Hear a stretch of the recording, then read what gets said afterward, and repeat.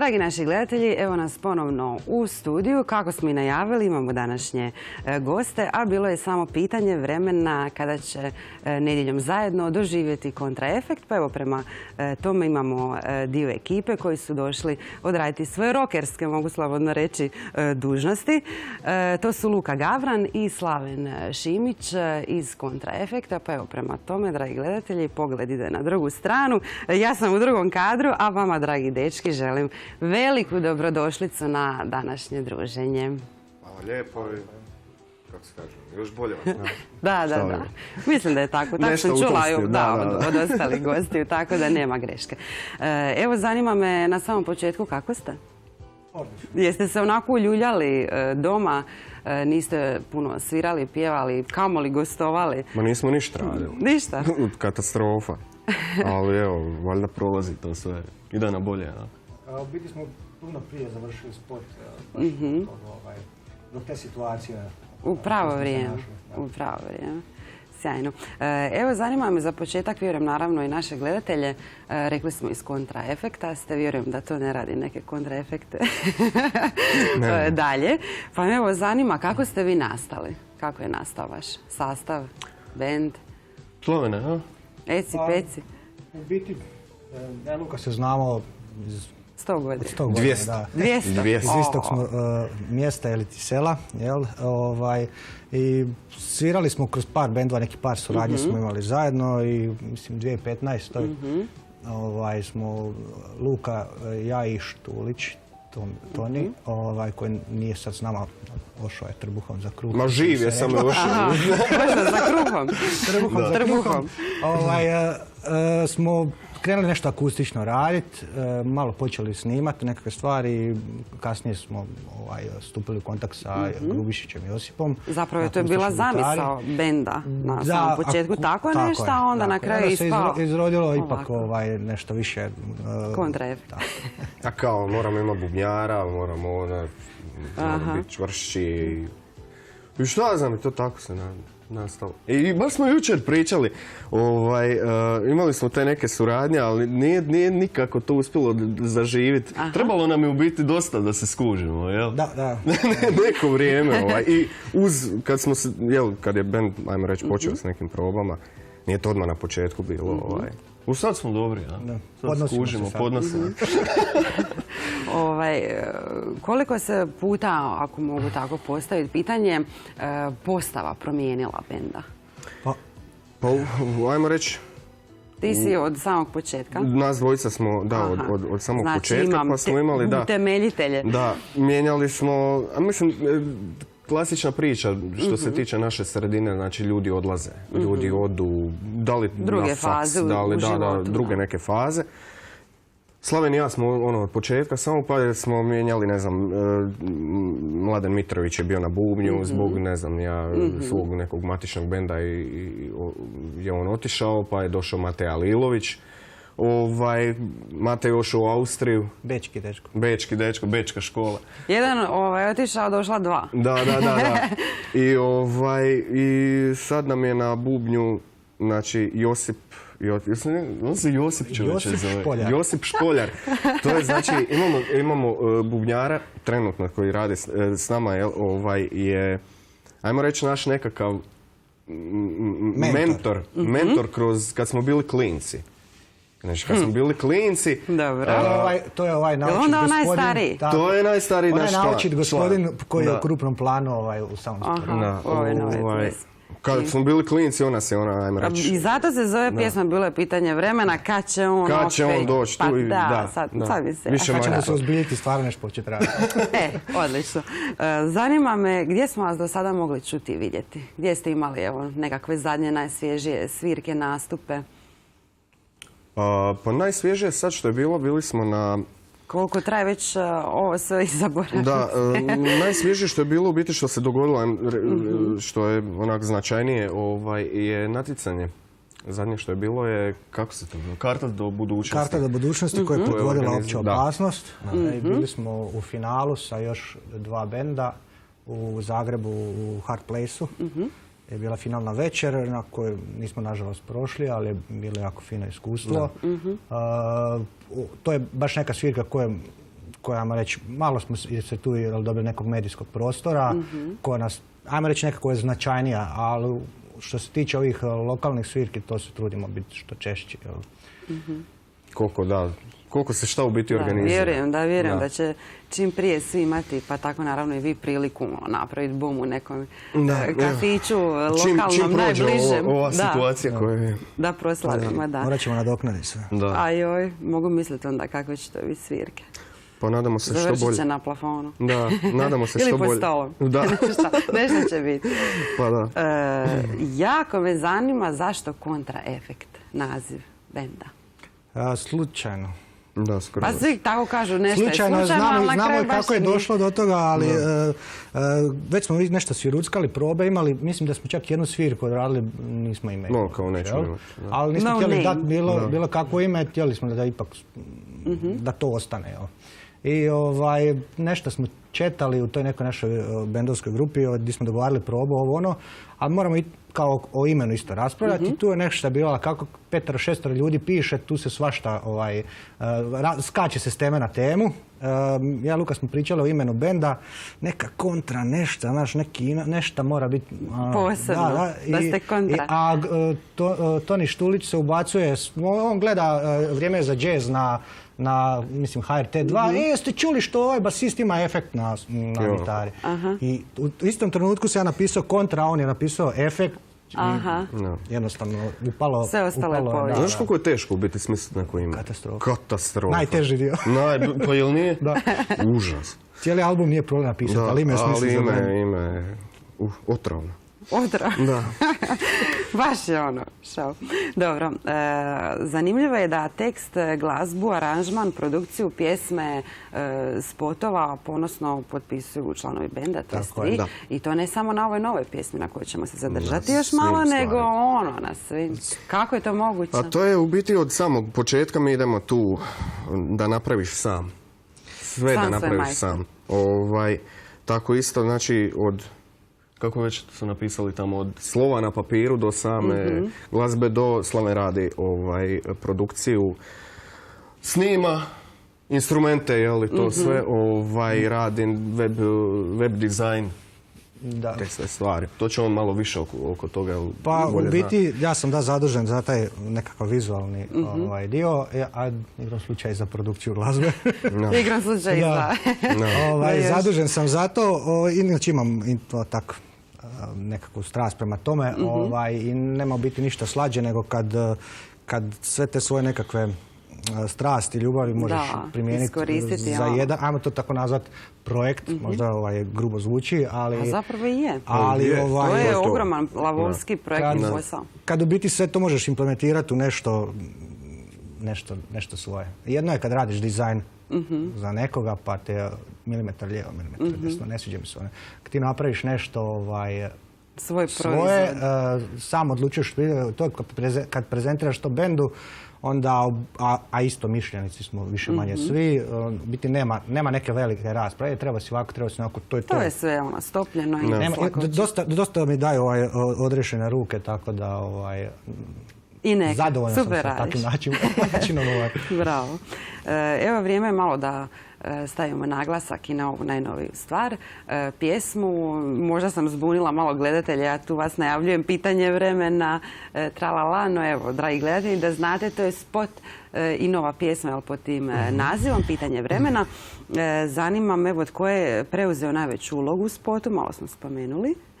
I to je onako stručno odmahao. Josip Špoljar, u Špolju u biti, da. Kao Špolju ga svi znamo. Da, svi ga zovemo Špolja. On je, u biti od svih nas je najveći glumac. Mi to ne znamo raditi. Stara škola. U biti to je urođeno, jel? To mora biti neka, da jednostavno imaš tu crtu, da možeš to napraviti. Znači, to je spot sniman iz jednog kadra i sve to. I sad trebaš biti, da to sve odigraš u tom. Međutim, on je to napravio fantastično. Mi to... Odmaha. Osnovna je ideja bila, s obzirom da ja ne mogu biti u isto vrijeme ali u spotu i snimat. Pa da smislimo neku koncepciju spota koja će biti zanimljiva. A opet, kako mi nemamo iza sebe ni izdavačku kuću ni nikoga, radimo sve u nekakvim mogućnostima koje si mi možemo i priuštiti i na kraju kraja što možemo izneti kad gledaš koliko je zadatak nekako kompliciran. U spotu je uloženo, se na brzaka se računam, 20 kuna. Puno si rekao. Krofna, koliko košta krofna? Da, na kraju. Eto, koliko košta jedna ta krofna na kraju spota koja se pojavljuje, toliko smo uložili u spot. U biti je jako puno pripreme, bilo jako puno ideja koje su razmotrene, neke su ideje izbačene, neke su zadržane, nešto smo tek vidjeli u montaži da neće pasati. Da je degutantno. Ali smo se pripremili, jako puno materijala smo napravili, tako da smo izabrali ono što mislimo da se najbolje uklopilo. A kad ćete objaviti ono behind? Nemamo još platformu za to. Dobro. Zanima me zašto taj naziv pjesme, kako je nastao sam tekst? Ja do nedavno, moram ovo uzeti, ja do nedavno nisam skužio čem ta pjesma pjeva. Ne znam zašto, a šta ja znam, pitanje vremena ovamo, tamo i sad ja razmišljam kad smo snimali tu pjesmu, Bože dragi, pa ta pjesma govori jednostavno o sreći. Znači kad nemaš sreće i čekaš ju da se dogodi. I samo je pitanje. Ali evo nisam to trebalo mi, to je Slaven je majstor tog izvrnutog, kako se to kaže već? Ne znam kako bi nazvao, ne volim direktno prosipati, ajmo reći, riječi, nego volim se malo poigrati, da to baš ne bude preočito i jednostavno. Pa da. Iako je, kad gledaš manje više u svemu, tako da. Zanima me što kaže narodna pjesma. Jeste čuli komentare? Spot nam je malo zasinio pjesmu. Svi gledaju Špolja nam je uzeo. Kriješ Špolja za sve, on je to stručno mahao, ovdje tekst i sve. Pjesma je pala u drugi plan. Znači ljudi su naučili ovo, a ne... Da, Massimo je, jel? Malo jesmo se... Čekamo tužbu od Massimo. Da, malo smo reference gledali Massimo spotove. A neće valjda čeka Massimo. Nije, šalimo se, da, bila je tu malo osnovna idejica nekako, jel, taj odijelo i ruke, jel, da se približimo tom, ne znam, komercijalnom štihu, jel? Ali ipak da zadržimo tu neku dozu zezancije, jel ipak pjesma koliko god možda na prvu ne zvuči je optimistična dosta i šaljiva. Doće sreća. Doće, ali sreća je stvar odluke. Tako da, kada odlučimo, bit ćemo sretni. Apsolutno. Ja sam odlučila da sam sretna. Eto vidiš. I onda ste mi vi došli i sve se to poklopilo. A što vi kažete na pjesmu i cijeli ovaj zadnji dio što ste ostvarili s tim? Pa, ste zadovoljni? Pa u globalu jesmo, znaš šta, na naš svoj nekakav rad koji radiš uvijek misliš da možeš puno bolje, uvijek čuješ sitnice koje ti smetaju, a koje u biti drugi ne čuju. U globalu je, to je to. To je taj naš džir koji furamo i rock and roll. Uvijek kad prođe neko vrijeme, kad izbaciš pjesmu pa je slušaš, čak jedno vrijeme se zasitiš pa ne... Na kraju ti ne jasno, ne možeš je više slušati, znaš. Onda možda smo trebali ovako ili onako, ali onda svaku pjesmu možeš vratiti, možda ponovo, što na kraju kraja za 10 godina zašto možeš neku pjesmu ponovo koja je stvarno vrijedi, ajmo reći preraditi ju, možda bolje aranžirati ili ne znam šta god zamisliš da je možda bilo kako nisi planirao. A uvijek ima prilika za novo. Ne možeš nikad reći da si 100% zadovoljan sa nečim što radiš. Moraš uvijek ostaviti jednu dozu toga da sam sebe kritiziraš. Dobro, ovo je zvučalo okrutno. U tome je napredak. Ali u tome je napredak, da. Dobro, ok. Bilo bi dobro da malo spomenemo i vaše nekakve prošle pjesme. Imate li omiljenu svoju pjesmu? Je li to ova zadnja? Nova. Svaka koja je friška je to. Uvijek je najdraža. Ja volim Evergreen. Ja ne bi mogao istaknuti nijedno. Za to uopće može? Ja osobno ne mogu, ne znam, neko možda može. Ja ne ističem. Ono što jedino što mi je, ajmo reći zašto bi mi bila možda draža ova nova pjesma od prethodnih, zato što smo sve instrumente, pa i bubanj snimali uživo, organski, pojačala, gitarska smo snimali izravno sa mikrofonom, dok smo prvi album, zbog nedostatka opreme i uvjeta koje smo tada imali, smo malo to s procesorima radili. Sad je sve ljudski faktor. Dosta smo težili da bude, ajmo reći, organski zvuk ove produkcije sad zadnje. I narednih pjesama koje ćemo raditi ćemo tome težiti. Ima li na vidiku neka nova pjesma? Da. Pa da, što prije to bolje. Imamo materijala. Kako ste to brzo rekli, znači već se nešto krčka. Da, ova pjesma biti najava, ajmo reći, nekakvog novog albuma, još ne znamo točan koncept, imamo materijala, dosta treba to malo razraditi, ali s ovom pjesmom biti na neki način najavljujemo novi album. S tim da nećemo ići sa ovom klasičnom formom, ne znam, 12 pjesama, nego koliko budemo osjećali, koliko bude, ne znam, 4, 5, 6, 10 pjesama. Da zaokružiš cijeli. Trilogija bude neka priča. Da zaokružimo nešto. Znaš ono, volim 1, 2, 3. Nastavit će se. Nastavit, da. Dobro. Imam sad jedno zanimljivo pitanje, možda i za kraj. Jeste spremni? Ajde, zanimljivo. Ste se nešto uzbiljili odjedno. Kao ono, dobro. Zanima me zašto baš vas trebamo slušati? Wow, kako pitanje.